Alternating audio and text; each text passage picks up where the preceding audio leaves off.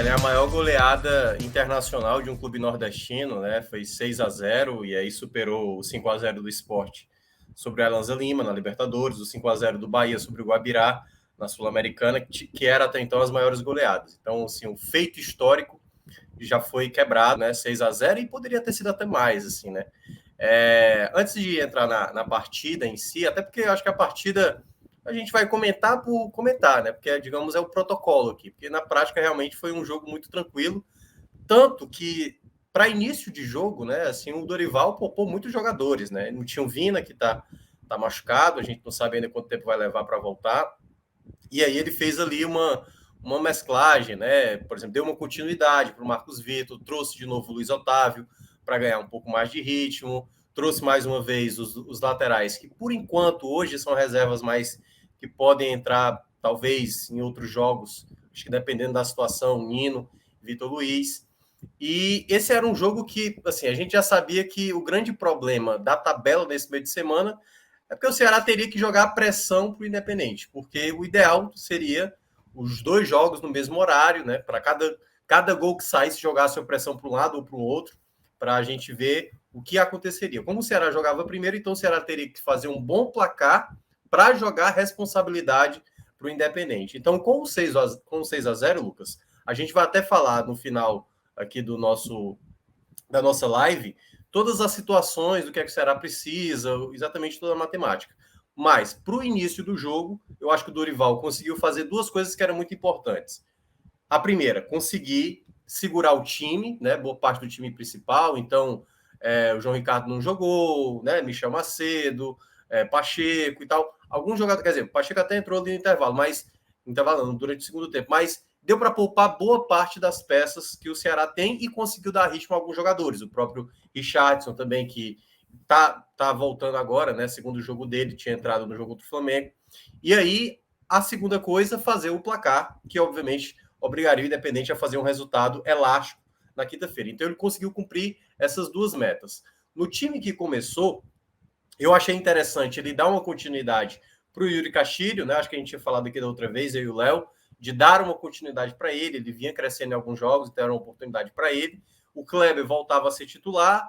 Acho que, apesar de todas as contestações que a gente falava e tudo mais, eu até queria ver talvez até mais o Zé, mas imaginando que o Zé Roberto vai ser o titular, possivelmente, se o Vina não poder jogar no jogo do final de semana, ele também já guardou o Zé Roberto para não se desgastar tanto e utilizou só também durante o segundo tempo. Então, ele guardou as peças e o time, praticamente no primeiro ataque, uma jogada muito bem realizada, né? Uma escorada ali do Kleber para o gol do Wesley. Curiosamente, o Wesley fez um belo gol mesmo, assim, uma jogada muito bem executada pelo Ceará. Ali você já via que a noite ia ser diferente, né? Pois na primeira finalização, ele já conseguiu. E aí o Ceará começou a criar outras possibilidades. A segunda chance, por exemplo, foi uma furada de cabeça que vários jogadores ali, acho que estava Luiz Otávio, estava o Marcos Vitor, enfim, eram uns 2, 3 jogadores que não conseguiram cabecear direito, e assim, com muita liberdade. E aí, essa foi a tônica, Lucas. Durante o jogo, eu até estava falando aqui em off, né, com o Léo. Era tamanha diferença técnica de um time para o outro que eu não lembro do Ceará perder uma jogada de bola aérea. Então era por exemplo, se fosse na época do Jardel, né? O Jardel teria feito uns 7 gols de cabeça hoje, porque prevalecia muito assim o jogo aéreo do Ceará. Era uma coisa absurda. E aí, obviamente, o jogo foi passando, o Ceará fez o segundo com o Kleber, como o Léo mencionou, né? Um gol inusitado ali, totalmente sem querer, em que o goleiro espalma exatamente na perna de apoio dele, a bola acaba entrando e depois ele faz um gol de cabeça, uma jogada que, curiosamente, o primeiro gol saiu num passe do Richardson e o terceiro gol também, né? O Richardson foi uma peça muito importante no primeiro tempo, participou muito bem. A jogada do Ceará aconteceu muito mais pelo lado direito, um cruzamento que veio do Yuri Castilho, e aí o Kleber fez o 3-0.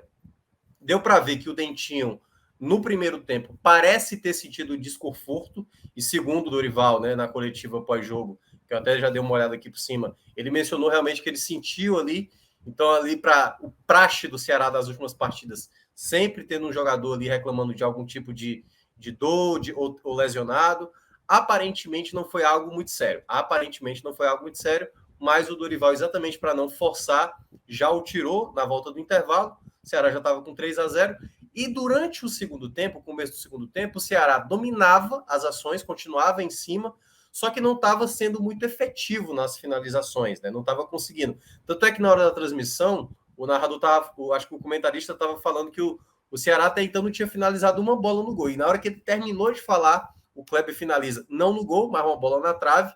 E aí o Dorival trouxe já a cavalaria pesada, né? Assim, os jogadores que eram os titulares. Trouxe o Lima, trouxe o Mendonça, e aí o Ceará começou a criar mais possibilidades. Numa delas, o Mendonça poderia ter consagrado mais uma vez o Kleber, ele tinha uma bola na direita, bastava rolar para trás, o Kleber estava livre, e ali podia fazer o hat-trick dele. Aliás, um detalhe, né? Primeira vez que o Kleber faz mais de um gol numa mesma partida. Eu tinha até achado que ele tinha feito 2 diante do Bahia, mas naquele ano foi um gol em cada final, né? Na Copa do Nordeste 2020.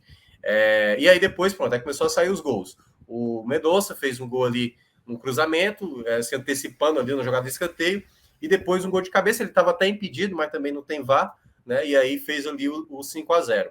E aí já no final, o Zé Roberto fez também o 6º gol, a bola que ele chutou, voltou de novo para ele chutou no canto, fez o 6-0, e no final o Ceará ainda poderia ter feito 7, 8 e tal. Então, durante toda a partida, Lucas, foi uma partida bem tranquila. O Ceará, basicamente, com um time bem alternativo, fez o placar logo cedo, aí praticamente ampliou, teve ali uma demora até fazer o 4º gol, mas foi muito tranquilo. Então, o que foi mais importante para esse jogo é que você juntando a maneira como você conseguiu o empate diante do Flamengo, com a entrega que foi, confirmando o seu, digamos, a sua obrigação na partida de hoje, que é jogar bem, jogar concentrado, sempre buscando o gol, ampliar o placar, jogar a pressão para o Independente. Então você traz um efeito positivo para o momento que a torcida, antes do jogo do Flamengo, vinha criticando. Então, nesses 2 jogos, né, contra o Flamengo e agora contra o Cavaleiro, que era um jogo obrigação vencer e golear, o Ceará cumpre a sua missão. Agora vai ter o jogo da Série A, mas aí é outro debate, mas é onde o Ceará também tem que se preocupar, obviamente, porque ficar na zona de rebaixamento é uma outra questão. Mas na Sul-Americana, ele chega na última rodada fazendo o que tinha que fazer. Vencer o duelo direto contra o Independente, vencer os outros 4 jogos contra as 2 piores equipes do grupo, e agora tudo vai depender do jogo da quinta-feira. Léo, eu queria te ouvir, tua análise inicial, como é que você viu esse jogo, e obviamente eu queria deixar um ponto aqui de questionamento que você pode nortear também puxando por isso, que é o quanto Dorival conseguiu tirar de proveito aí dessa mescla que ele fez, de observar alguns outros jogadores. Obviamente que poupar os titulares por si só já é muito proveitoso e você conseguiu o resultado. Mas alguns jogadores aí conseguiram se apresentar para Dorival e o quanto ele consegue tirar de proveito e extrair isso para melhorar ainda mais as opções do elenco do Ceará.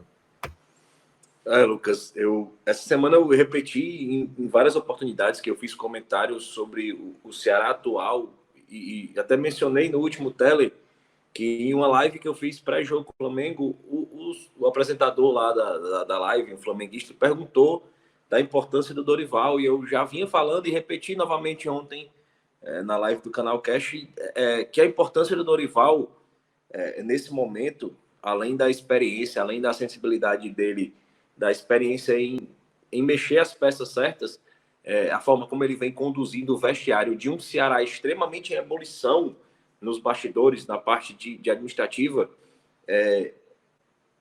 eu não imagino um treinador nesse momento, ao alcance do Ceará, que conseguiria fazer tão bem feita esse filtro. Assim, a gente sabe que o elenco vem dando demonstrações que está sentindo muito essa relação com a torcida, essa da torcida cobrada, a torcida vaiar, a torcida protestar, esse ambiente conturbado extra-campo de gestão, muito mais do que de elenco.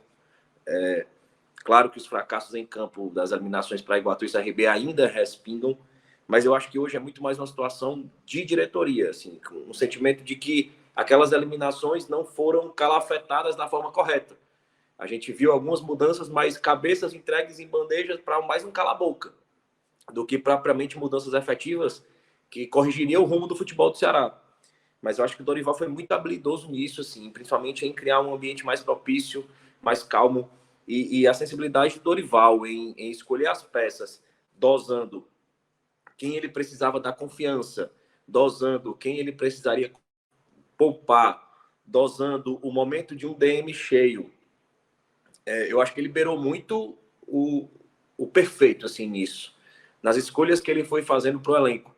Eu acho que ele foi conseguindo recuperar jogadores minimamente. Eu não posso dizer que é um jogador que hoje o elenco conta, mas é um jogador que a torcida já vem há pelo menos 2 atuações, quando vem entrando, vem sendo útil, vem sendo interessante, comparado às atuações que tinha, com o Yuri Castilho, o próprio Zé Roberto. Eu acho que ele conseguiu trazer esses jogadores para o momento certo, como peças importantes. O próprio Eric, na hora que o Dorival trouxe ele para aquele jogo da Sul-Americana, para o primeiro gol, para bater o pênalti, você percebe que a partir dali o Eric foi outro jogador. O Eric é um jogador que entra hoje, quando entra no jogo, ele tem a confiança da torcida, apesar de hoje ter pecado muito na finalização em muitos momentos, mas essa figura do Dorival nesse momento do Ceará vem sendo fundamental, assim, e eu fiz uma comparação em vários momentos em relação a isso, assim, eu não imagino com o próprio Thiago o Ceará reagindo dessa forma, porque hoje é o momento do Ceará ser muito pragmático, em especial não só na Sul-Americana, assim, o assunto hoje central é a Sul-Americana, mas em todo o contexto do futebol do Ceará não tem como você não pensar em apagar incêndio. Assim, o Ceará chegou a ter 13 lesionados no DM e agora estão saindo aos poucos, mas é impressionante, saem 3, volta 1, sai 2, entra 1. E no momento do Ceará não tem como não relacionar isso com a Série A. Eu acho que é uma Série A para o Ceará se segurar ali, não muito distante do primeiro fora da zona, e isso influencia diretamente na Sul-Americana. O Ceará, ao mesmo tempo que precisava fazer um saldo para ir com certa folga para a Avejaneda, o Ceará, ao mesmo tempo, precisava poupar jogadores e, ao mesmo tempo, precisava garantir esse clima bom que foi conquistado depois do jogo contra o Flamengo. Então, o Minhoca foi perfeito na colocação dele quando ele dizia assim, que o futebol hoje foi o esperado. Assim, fazer um resumo da partida, a gente faz por protocolo mesmo, por ser um padrão, mas a partida foi o que se esperava e principalmente o Ceará conseguindo um saldo de gols que ele precisava, poupando as peças que ele precisava poupar. O interessante é que o Dorival fez algo muito parecido com o que a torcida mencionava durante o dia. Usou as peças que a torcida mencionava que ele usaria. Ele usou o segundo tempo para trazer as peças principais que foram descansadas no primeiro tempo. Ele não forçou o Vina, ele não forçou o Matheus Peixoto, ele descansou o Messias, ele trouxe o Luiz Otávio, que ficou muito mais tempo afastado que o Messias e precisava ganhar ritmo de jogo. Em um momento natural, você pensaria, vamos poupar o Luiz Otávio mais um pouco, ele está voltando, mas é preciso contar com o Luiz Otávio 100%. Então a gente precisou dar ritmo de jogo. O Nino correu demais, mas a gente precisa ter o Nino disponível, porque o Michel Macedo vem sendo titular na maioria dos momentos, principalmente sábado, deve ser a peça titular pelo perfil do jogo que o Ceará vai ter na Vila Belmiro. Ele trouxe o Vitor Luiz, deu ritmo de jogo ao Vitor Luiz, trouxe o Lindoso, que descansou pela suspensão. Rapidinho. O jogo não é na Vila, é na Arena Barueri, vai ser. Isso, na Arena Barueri, verdade. Contra o Santos. E então descansou esses jogadores. Ele deu mais uma vez confiança ao Mendonça. Ele recuperou, de certa forma. O Zé Roberto fez mais uma partida muito, muito interessante. Fez o gol. Já vinha da última partida sendo decisivo. Então, assim, o Ceará o Dorival foi muito preciso nas suas escolhas, nas suas decisões. O Ceará precisa caminhar em todas essas frentes.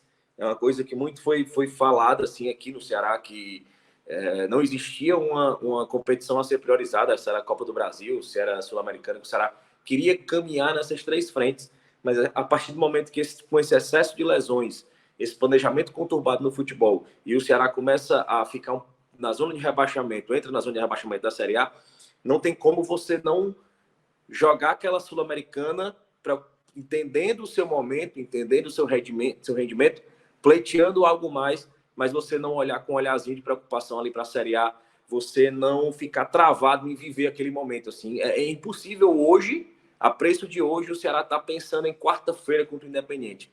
É impossível, a preço de hoje, o Ceará está pensando, a gente construiu uma vantagem, eu acho que vai ser interessante, de repente pode conseguir uma classificação histórica lá contra o Independente. Não tem como, assim, o Ceará tem que focar muito no jogo de sábado. O jogo de sábado é muito importante para o Ceará. E cada movimento do Ceará no extracampo, cada momento do Ceará no departamento médico, hoje a torcida do Ceará está praticamente o tema central hoje de qualquer debate do Ceará é o departamento médico. Assim. Todo programa que eu faço Ceará é tema aqui. Todo tema programa que eu faço Ceará, isso é debatido. Eu acho que são 3 jogos seguidos, né, Léo? Se eu não me engano, o jogo passado foi o Vina, o jogo retrasado foi o Richard, não. O Messias, mas no acho outro jogo, teve o do Messias, né? Foi recente também. Foi o último antes do Richard, foi o Messias. E mais do que a ida dos caras do departamento médico, é a demora para sair, né? Que eu acho que é mais assim. Os caras demoram muito e vai acumulando. Também, né? Recentemente, assim, me parece, né? Assim, a gente acho que já falou aqui, que não, assim, muita gente fala do departamento médico e tudo mais, a demora, assim, mais historicamente isso, e também muito por conta da falta de transparência, que a gente também já falou várias vezes, mas é muito mais o que está acontecendo com o Ceará, aparenta, e aí eu não sou especialista, mas aparenta realmente a preparação física, realmente, né, que o próprio Robson chegou a mencionar, isso para os conselheiros, né, algo que, segundo ele, o Thiago Nunes fez ali uma preparação mal feita e tudo mais, mas agora é quase que de maneira sistemática. Teve um momento que o Vitor Luiz, não foi, Léo? Durante o jogo ele colocou a mão no joelho, e aí eu falei, pronto, o cara acabou de voltar, ficou acho que mais de 30 dias fora, lá vai aparecer uma outra lesão, assim. Não só a questão da preparação, mas também acontece de tudo com o jogador do Ceará, assim, é quase uma nhaca para... A lesão é quase como uma transmissão, algo transmissível. Fratura na vértebra, fratura no dente, na mandíbula, o Ceará tem tudo. E depois dessa manifestação É por isso que é muito bom a gente contextualizar essa questão dos bastidores assim, do Ceará. Depois desse excesso de lesões e depois que a primeira vez que o presidente do clube se manifestou no sentido de apontar a preparação anterior, as escolhas do Thiago Nunes, né? Eu acho que a gente não chegou a trazer isso em live, mas apontaram dentro do Ceará que o Thiago Nunes teria aplicado ao Ceará o mesmo método de preparação do Atlético Paranaense, que no caso visava a temporada começando em abril, porque o Atlético não jogava o Campeonato Paranaense como time principal. Então ele aplicou a mesma intensidade de trabalho a um clube que já começaria o ano com uma carga de viagens e jogos desgastante. E que ocasionou... uma folga mínima, né? Folga de apenas de menos de um mês até exatamente, o início da pré-temporada. Não tem como ser um método de preparação semelhante. É impossível. O Atlético Paranaense tem esse ritmo o time principal volta mais tarde, ele começa com alguns jogos treino e ele começa a temporada praticamente em abril. E foi o que foi atribuído. E como a gente fala, assim, a gente não tem como ter outro parâmetro porque é muito fechado, assim, a transparência no Ceará não existe. Mas a partir desse momento que foi aberto esse ponto e que novamente essa semana na reunião com conselheiros foi tocado nesse ponto, assim, o presidente insistiu nisso. E o que foi cobrado pela torcida foi que, olha, o Thiago Nunes pode ter escolhido isso, mas alguém no clube respaldou. Ou foi omisso, entregando todo o planejamento na mão do treinador. E o que foi informado essa semana, uma informação de bastidores, assim, de pessoas que integram o dia a dia do clube, é que, inclusive, esse erro em não questionar esse planejamento, essa incompatibilidade de planejamento com a agenda, foi o que causou realmente, de fato, a demissão do executivo de futebol do Jorge Macedo, né, que agora acabou de assinar com o Avaí. Né? Que o Jorge Macedo não foi responsabilizado pela eliminação, ele foi responsabilizado por ter avalizado essas escolhas do Thiago Nunes, entendeu? O que foi trazido que o Thiago Nunes não queria o Richardson, ou não queria o Richardson sendo contratado, ele não queria o Fernando Sobral no elenco, ele pediu para disponibilizar, ele não queria o Bruno Pacheco no elenco. E assim, se isso tivesse na época vazado para a torcida, o Thiago Nunes tinha sido tirado de Porangabuçu muito antes. Debaixo de empurrão.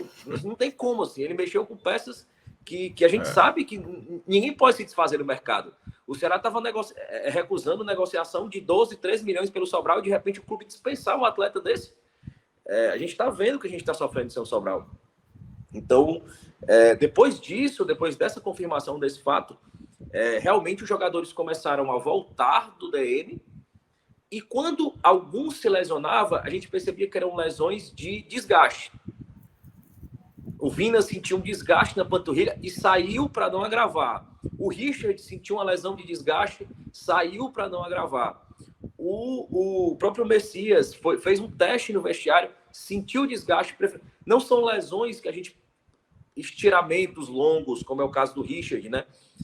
Não foram estiramentos mais longos, assim, são lesões realmente de quem está retornando de um período de inatividade e que normalmente vai sentir. Então, um ponto positivo de hoje foi ele ter usado novamente o Richardson.